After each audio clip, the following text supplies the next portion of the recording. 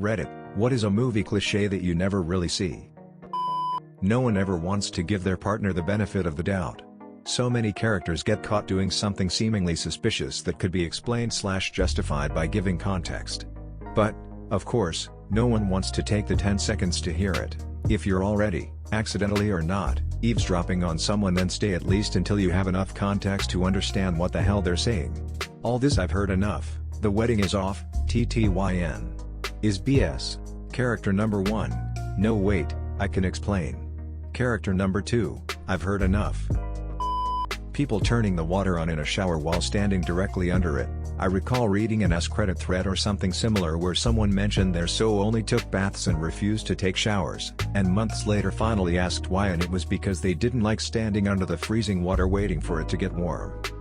The thread evolved into a surprising amount of people realizing that they do this, and it never occurred to them to just let the water run before getting into the shower. So, I'm not sure it's as uncommon as this comment is suggesting. This just blew my mind. How can you not think of waiting before stepping into the shower? That's crazy. Turns out there are a lot of dumb people in this world. Seriously doubt that black market arms dealers and terrorists conduct 90% of their business in the middle of a club full of strangers with techno music blaring quietly, as to not cause suspicion. I'll have the AK-47. Arms dealer, can't hear you lad, pipe up. I said, I'll have the AK-47. Nightclub scene stops. Yeah, that's me.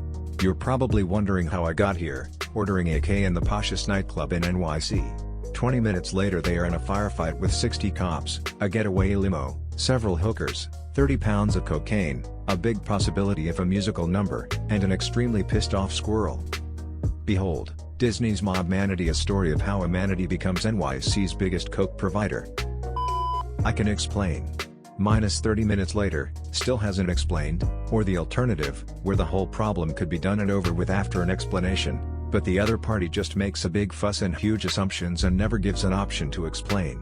This one irks me the most. I used to watch a lot of soap operas, and every time they got the chance to explain something that would fix everything, they wouldn't. Soaps are the worst for dragging stuff out like this. Every time you think there's going to be the dramatic reveal, something happens to stop it. A room full of 5+ people that have a conversation that flows perfectly and isn't just people constantly talking over each other.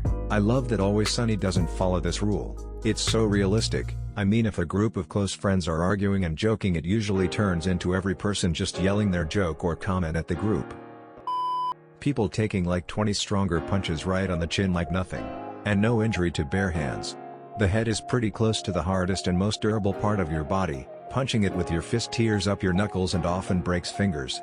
One of my favorite scenes was the fight in the pilot of Burn Notice. He talks about that and says the bathroom is his favorite place to fight, and proceeds to push and wrestle people into the porcelain fixtures.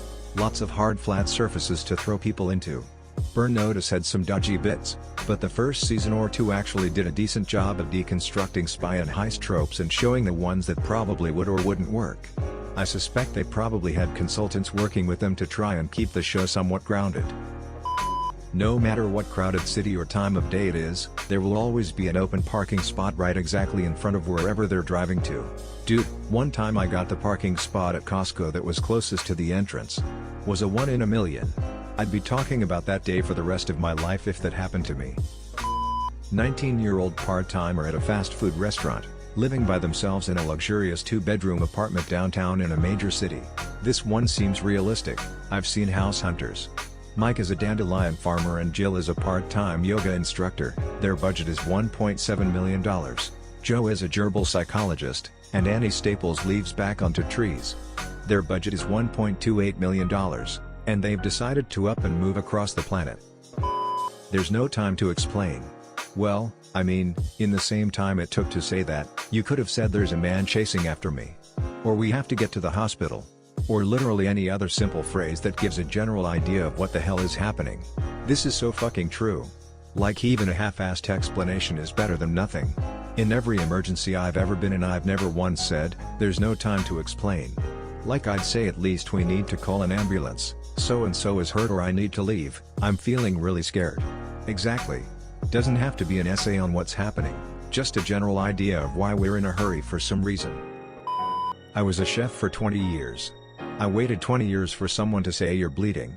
One often is in the kitchen, just so I could reply I ain't got time to bleed. Quote from the Predator. It never happened. You're bleeding, thanks. But I ain't got time to bleed. No smoke when there is fire, depends on the kind of fire. A well-made campfire burning hot will produce almost no smoke. A house fire though? Yeah, all kinds of nasty materials partially combusting will produce a lot of greasy black smoke.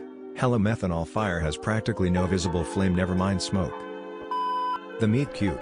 Where two folks bump into each other at the grocery store and end up chatting, then dating, then breaking up over a misunderstanding, then getting back together. I actually had a meet cute happen once, but at a time I was unavailable. Was riding the C train in Calgary, was selling cars at the time, so was in my suit and coat. It's winter, and there's only one other person at the stop with me, a girl in a winter coat and a super colorful tutu and tights. So I say, dress for the weather you want, not the one you have, am I right? And she laughs and tells me she's going to a bachelorette party and they're all wearing tutus. We talked the whole train ride, get to her stop, and she asked if I'd like to join, but ultimately had to turn her offer down as I had a girlfriend at home waiting to yell at me. We didn't get along and were on the verge of splitting up, but your boy is a faithful bitch. Once, and only once, has this happened in my life, and I wonder where Tutu Girl is today. That's an adorable story. I've honestly never hit it off so well and so quickly with anyone before. Things didn't work out with the girl I was dating, obviously, but due to being committed, I didn't even ask for Tutu's number. So she'll just always be a really awesome memory. Getting knocked out cold and being perfectly fine. Being knocked out long enough for someone to drive you to another location.